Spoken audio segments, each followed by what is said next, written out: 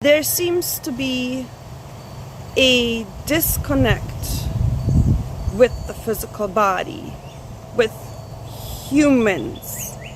Now, animals, nature, does not have that disconnect because they don't have all the beliefs and stories and conditioning of the mind. Say hello.